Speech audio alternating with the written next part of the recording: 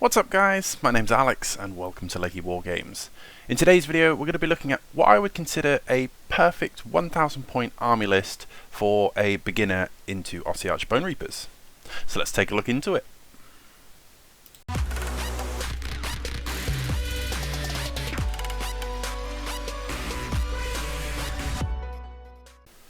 Alrighty guys, so welcome to today's video. Today we're going to be doing another army list review and breakdown. For those of you who haven't joined me before on a army list breakdown video, what I'm going to be doing in a second is bringing my 1000 point OBR list up onto the screen for you to read through and have a look at. And what I'm going to do is I'm also going to read through that list for you, so if you're hobbying away or doing something else while listening to this video, then I'd recommend you just carry on, because once the list is up on the screen there's not much else to look at. So this is perfect for something if you want to keep hobbying, then you keep doing it. I'm going to read the list through for you, then we're going to go back through the list and really break it down and see what I've taken, why I've taken it, and what it's doing in the list for us. Now today is slightly different. Usually I do competitive 2000 point army lists that I have created, but today I wanted to do something a little bit different, and I've written a 1000 point list which I believe is kind of a perfect starting point for someone who is a beginner with Ossiarch Bonereapers. Now before we get started, I just want to sort of have a little caveat there and say that my definition of a beginner for this list isn't necessarily someone who hasn't played a game of Age of Sigmar ever in their entire life. Obviously if you're doing that, I wouldn't worry about the kind of list you're taking. Just take the models you've got, grab a friend and just have a nice casual game and go through the rules. Don't worry too much about it.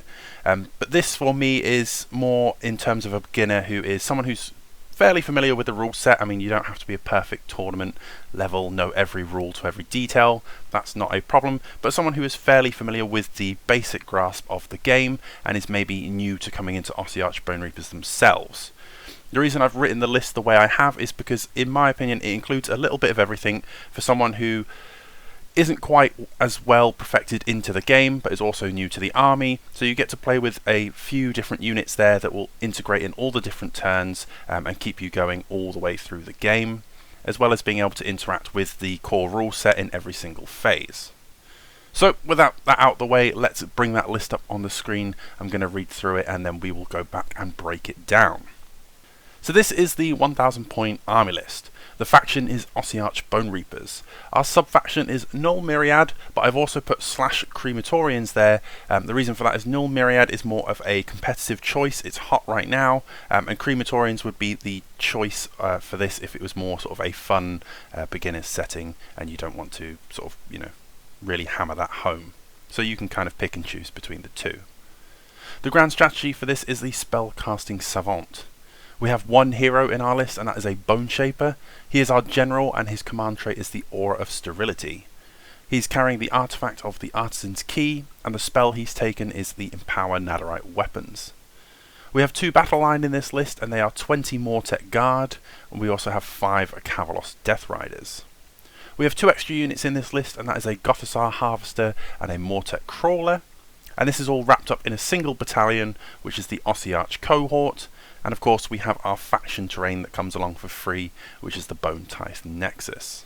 This list comes to 1000 points on the dot. It has 0 points of allies.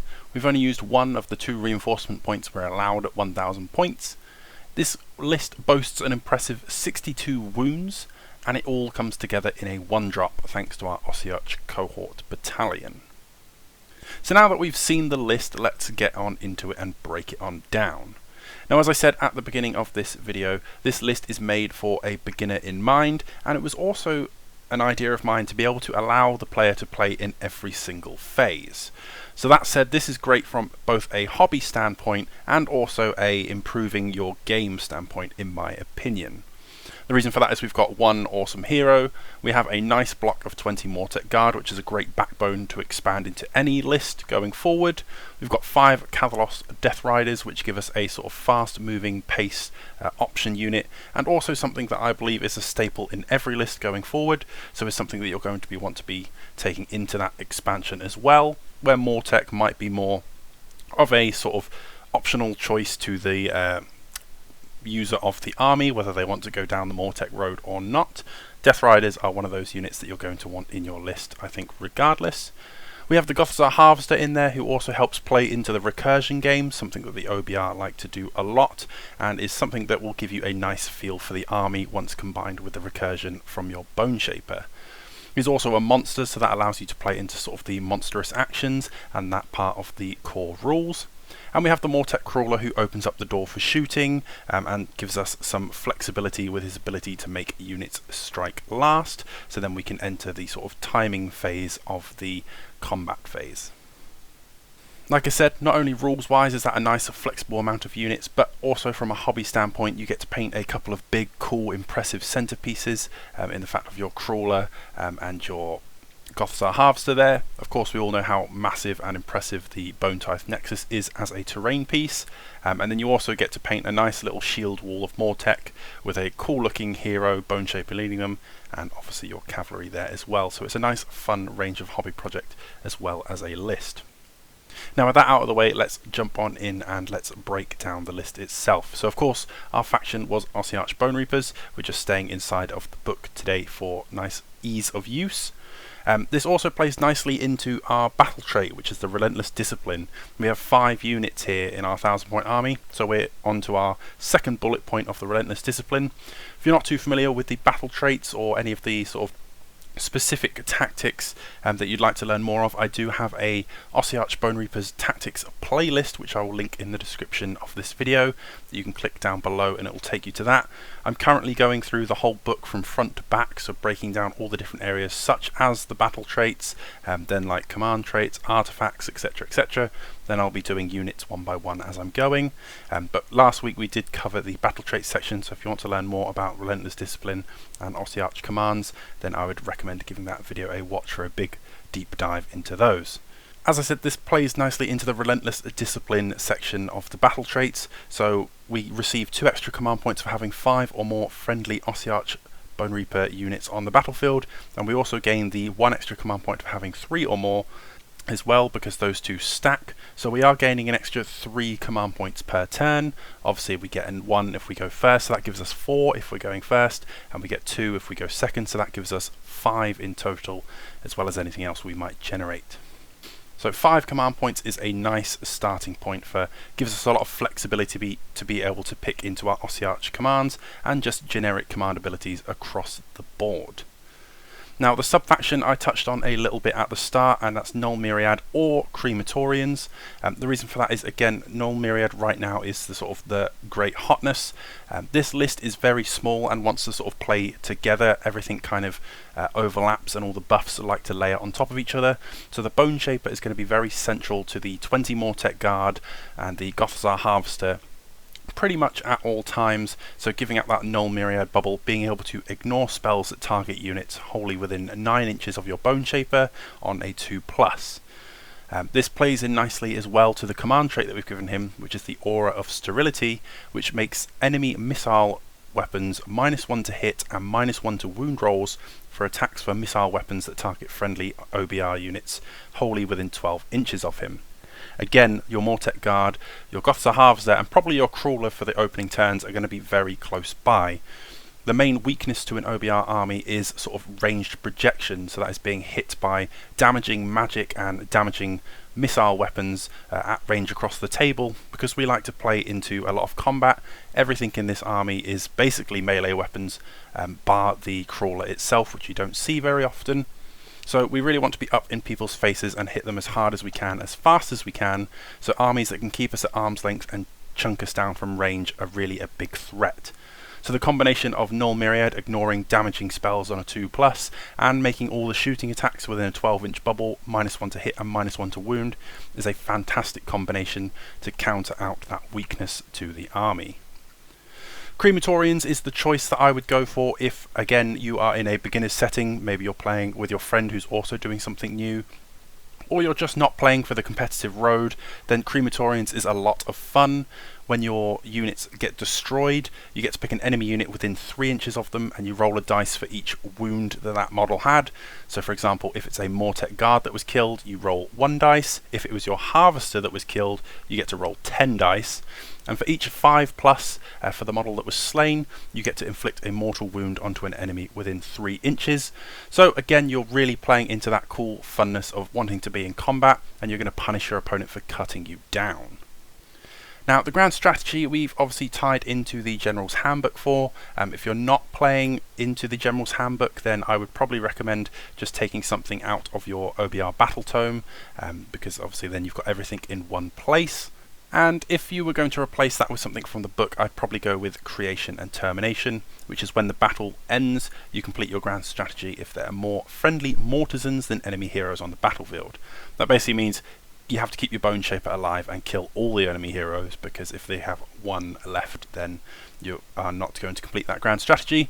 But Spellcasting Savant is basically an easier version of that. It's just your general who has to be a wizard and fit the Andorian Locust criteria, which our Bone Shaper does. Is a non-named hero with less than 9 wounds.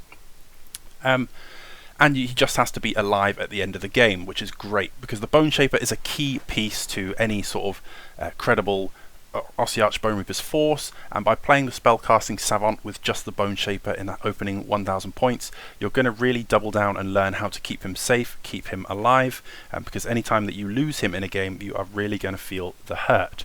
So doubling in on that and making sure you're protecting your Bone Shaper at all times is going to really help you learn that once you go into 2K to keep that key support hero together. Now, talking about our Bone Shaper, here's our general. We've already touched on the Aura of Sterility, which is to sort of neutralise some ranged threat while we close the gap. Obviously, he's going to be hiding in and amongst the 20 Mortek Guard. He has an ability in the hero phase where he gets to pick a unit within 6 inches, and he can either heal 3 wounds to that unit as long as it has the Ossiarch Bonereapers keyword, or if there are no models that have taken any wounds, you can return a number of slain models that have a combined wounds characteristic of 3 or less, which is absolutely awesome. So if you're targeting your Mortek Guard, basically you can bring back up to 3 Mortek Guard a turn, obviously as long as enough of them have been slain that you can return 3, or if you target something like your Harvester or your Crawler, you can just heal it for a nice flat 3 wounds. He also plays nicely into your Death Riders, because Death Riders are 3 wounds apiece, so you can either heal up a wounded Death Rider, or if you're just missing an entire rider and no one else is wounded, you can return a whole Kavalos Death Rider a turn because they are 3 wounds, which is absolutely awesome. Now, we've given him the artifact with the Artisan's Key, which basically means before you use that ability, you roll a dice, and on a 3+, you get to use the Bone Shaper ability twice. You can target the same unit twice, or you can pick 2 different units within 6 inches if you wish.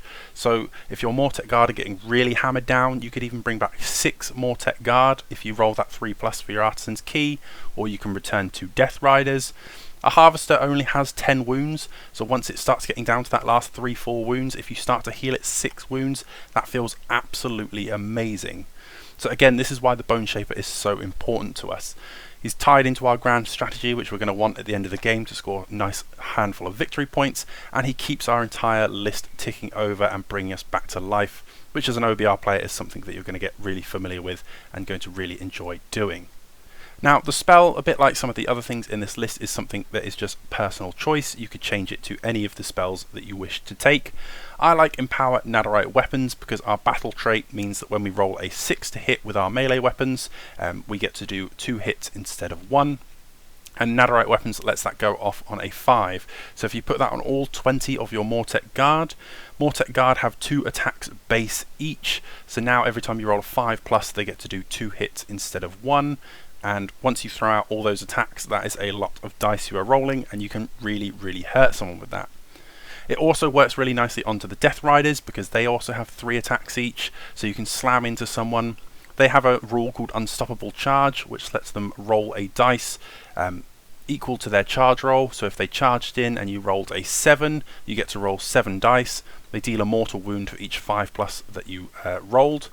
Then they get 3 attacks each, and if they've got Empower Netherite Weapons on, again they get to explode on 5s, so you can actually throw out a lot of attacks with the Death Riders. Empower Netherite Weapons is one of those spells that's really cool. You can put it on everything, basically. It's really good even on the Harvester itself. The Harvester has a lot of attacks to it. But we're mainly going to be looking at buffing up that nice Mortek Guard, so that then they can use a different command ability instead of a fighting one in the combat phase. If they need to shield wall or all-out defense, etc., then your Bone Shaper can still put a spell on them to make them a lot more effective in dealing damage while they use a command ability to be more defensive. Alternatively, if you really want to, you can use him to cast Mystic Shield, give yourself +1 to save. Now your Mortek Guard are on a 3-up save, and then they could use something like Bludgeon if they needed the Rend. It's a really flexible choice, and it really goes sort of everywhere. Normally, I would recommend taking a more defensive spell if you only get the one choice, something like a Reinforced Constructs, to give yourself a 4+ ward save against mortals. But to be honest, for a beginner's list, I think Empower Netherite Weapons is just a much more fun choice, and it will get you cooking with some more damage. Now, the 20 Mortek Guard in the list is sort of our bread and butter. They are going to be the thing that's going to go out and cap the main objective. It's our main source of bodies. We're going to be doing a lot of healing into them through our Bone Shaper and our Harvester, and they are just sort of the main brick wall defense that we are going to be planting down onto that objective. Now, it looks like a lot written here in the list. Reinforced Mortek Hekatos, 2 Necrophoroses, 2 Soul Cleaver Great Blades, and they've got Netherite Blades. But that basically is just your champion upgrade. It means we've got 2 banners in there, because you can have 1 per 10 models, because we've reinforced it from 10 to 20. Then we can have 2 banners. We've got a champion and 2 Great Blades, which are awesome. They basically have the same stat line as the normal Mortek Blades, but they deal 2 damage instead of 1, so you might as well take them. They're also still get the Netherite Weapons battle trait, so they also do exploding hits, so they get 2 attacks each, and then if they roll any 5s, then they're going to be doing twice as many hits on 2 damage, which is awesome. And yeah, you're just going to be walking these guys up with your Bone Shaper behind them, and just sort of planting them onto an objective and really attritioning out an enemy. Obviously, with that Artisan's Key, like I said, you can heal up to 6 guys through the Bone Shaper alone, and in a 20-man unit that is unaffected by Battle Shock because of the battle trait that we have that makes us just immune to it. Even if you've just got 1 guy left standing and your Bone Shaper's still there, you have a potential to start healing the unit back up, because you can make that 1 guy then return another 6 to him and make it back to a 7-man unit, which is nearly half of what we started with. So they are absolutely awesome. They throw a lot of attacks, they can be very defensive, and due to Empower Netherite Weapons and all the access to the different commands like all-out attack, bludgeon, whatever you might need, they can be a really sort of flexible tool in your toolbox to go on the offensive, as well as be really hard to remove that your opponent will have to deal with. Our 5 Kavalos Death Riders are pretty much for the same thing. They are our fast cappers. They're going to go out and take an objective on a flank. They can sort of move out and take things before your opponent's slower main line, such as their foot troops, can get to things. We already spoke about, you have your ability to empower Netherite Weapons on them. They do mortal wounds on the charge, but they also, as long as you have the command points spare, you can retreat and charge with them, so they can go out, deal some early damage. If they get hit back but aren't wiped, then you can retreat them out. Your Mortek Guard line can move up, charge on in, and then you can bring your Death Riders in as a flanking unit later on. But they are pretty self-sufficient. Obviously, unless they need healing, then they need to come back towards the Bone Shaper. But they're just really good unit at being able to go out and cap lone objectives and just sort of do their own thing. They don't need to be too much into the main line. So that means we can take 2 objectives in 1 point. Our 20 Mortek Guard with the Bone Shaper will take the main objective, and the Death Riders can kind of go on to objective 2 and score you some more points that way. And through using the Death Riders, you will get used to using that sort of fast moving unit to help flank and secure. They're really great, and I think they are a staple into all lists going forward. They're kind of one of those simple to use, hard to master units. Once you start learning to use the Death Rider Wedge, which is one that lets them fly over units that have a wounds characteristic of 3 or less. They get an extra 3 inches to their pile-in on the turn that they charge. So if you combine that with the wedge, you can basically charge a unit, then pile in up over the top of it. So then you're basically behind the enemy. You can use that to tag like enemy heroes, or just simply move them up over the top out of the way, and you could slam your Mortek Guard in from the front and kind of sandwich units. But yeah, it's one of those units that the more you use it, the more you will get used to all the little tricks that they are able to pull off. and they're just great at every points level, so it's always nice to get used to using those early on. Next up we have the Gothzar Harvester, which is our monster in the list. It's something that's got a lot of stick lately due to the FAQ that changed the way that it heals units, but it is a fantastic model and it is a great support piece to Mortek Guard. You're basically going to be playing this alongside of your Mortek Guard, and what it can do is at the end of the combat phase, you pick one friendly Ossiarch Bonereapers unit that's within 6 inches and had models slain in that phase, and then you get to roll a dice for each model from that unit that was slain in the phase, and on a 4+ you get to heal back wounds depending on the wounds characteristic of things that were slain. Due to the nature of this list, we're only going to be using the first bullet point, which is if the slain model had a wounds characteristic of 4 or less, you can heal 1 wound allocated to this unit.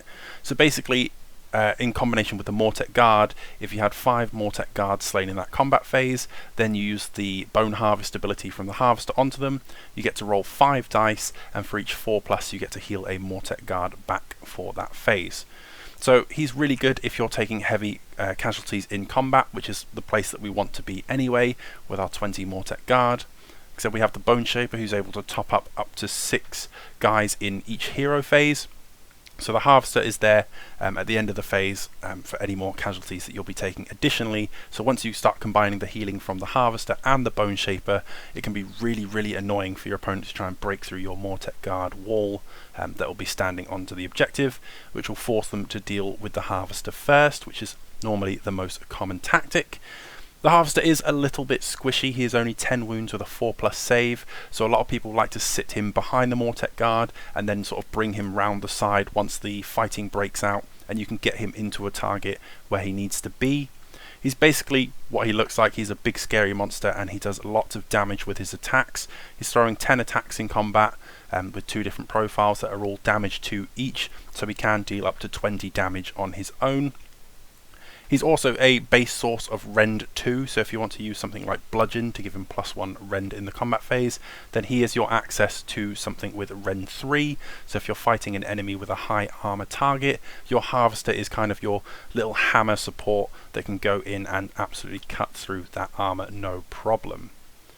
Also, being a monster, he will get you comfortable into using monstrous actions, which is something that can be scary against us, especially with the Roar ability, which shuts off commands, which when that happens to you, something like your Mortek Guard, and then you can't shield wall or you can't all-out defense, anything like that, is really painful. So being able to get familiar with the monstrous actions by using a monster yourself, then you will become more aware of what monsters can and can't do when you're fighting them, as well as using one yourself. Last up in this list is a sort of a fun take, is the Mortek Crawler. Like I said at the beginning, from a hobby perspective, this model is absolutely amazing. It looks awesome in the middle of any sort of Ossiarch Bonereapers collection. Again, a bit like the Harvester, it's one of those units that's drawn a bit of stick since the new book came out. At 200 points, it is a lot of points, and it doesn't deal very much damage. The main thing that it does is it uses its Deathly Barrage ability, which is after this unit shoots, you roll a dice for each enemy that was targeted by this unit's attacks, and you add 2 to the roll if that unit was targeted by all of this unit's attacks in that phase. On a 5+, which with the +2 will be a 3+ if you shot all of your shots at one enemy unit, the Strike Last effect applies to that unit until the end of the turn. So that's really cool. So if you're playing into a matchup where someone has sort of a similar list to you, where they've got a big block of like 20 guys as their main thing and a few support pieces around it, you fire the Crawler at their big 20 block of guys, then those 20 guys are going to be fighting last, which will mean you'll be able to hit them with your Mortek Guard, your Harvester. If you bring your Death Riders round and flank in with a sort of retreat and charge from earlier, then you'll be able to get all of your attacks in and deal a lot of damage before the enemy get to swing back. But again, this is a nice well-rounded list, and although the Harvester has a small shooting profile, the Crawler is really the only shooting unit from this book. So by taking one, now we have healing in our hero phase, we've got a little bit of magic through the Bone Shaper, we've got a fast unit, we've got a slow sort of moving brick, we have a hammer piece and a monster in the Harvester, and now we're able to interact with the shooting phase using our Crawler and our Harvester's small attacks. So by taking this unit as well, it's really going to open you up and allow you to interact in the game in all phases, even though it doesn't do so much damage. But also from a beginner's perspective, like I said, it's a fantastic model to have in your collection, and from a more competitive standpoint, it's something I would expect to come down in points very soon, so it might be nice to have one in the list for utility reasons, to be able to apply that strike last effect. Even if you're not worried about the enemy's main line, this is awesome to shoot something onto the flank that your Death Riders might want to go and deal with. Because you know that unit is going to be fighting last, it means you can get your attacks in sort of in the middle of the board with your Mortec, not have to worry about allocating your attacks from the Death Riders, because where the enemy that they've charged is striking last, you know that those Death Riders are going to be fighting before whatever they get hit by anyway, so it just really helps lower that sort of priority of choosing your combats there. One thing that I don't think gets spoken about enough in lists for OBR is the Bone Tithe Nexus, our terrain piece. This is really handy, where you get to pick from the 4 different effects, and there's a couple in there that can be really useful to you. The first one, the one that I really like a lot, is the Punishment of Agony, where you get to pick one enemy unit within 18 inches of it, which isn't absolutely terrible because of how big this terrain piece is. Getting within 18 inches of it isn't actually that hard to do so, especially when the enemy is using sort of more aggressive units. You get to roll a dice to an enemy unit within 18 inches. You add 1 if any enemy models were slain within 12 inches of the terrain feature on a previous turn. That's something that doesn't happen all too often, but it's great when it does. But it just adds 1 to the roll if someone was slain. On a 4+, which is a 3+ if someone is slain, you subtract 1 from the hit rolls for attacks made by that unit, which is great. It just gives you a free 50% chance to make the enemy -1 to hit, which if they're already, say, hitting on 4s, making them hit on 5s is absolutely fantastic. It means you're going to be making them burn a CP on using like all-out attack just to counter out what your terrain piece has done to them.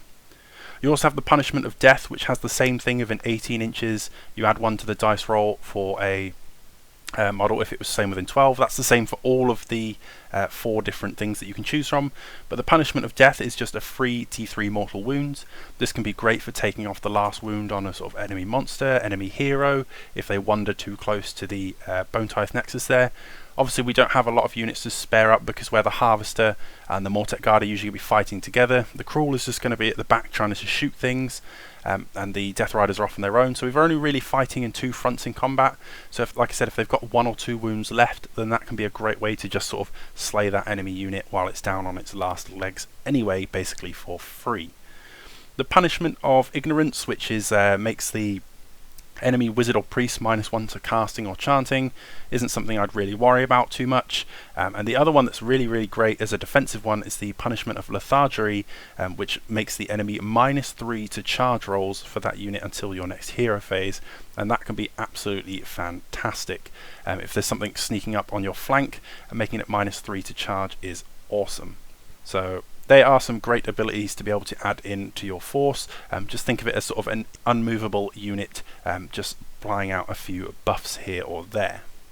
Now, I've chosen to put this all in the Ossiarch cohort, which is the last point we will talk about today. It's the battalion from the Ossiarch Bonereapers battle tome. It's basically a 1-drop to appointment. It's the same as a battle regiment if you are familiar with that, but this allows you to take 2 behemoths and 2 artillery pieces, as well as all the other units and heroes in your allocation. But it means when you deploy, everyone has to be within 6 inches of at least 2 other units in your army.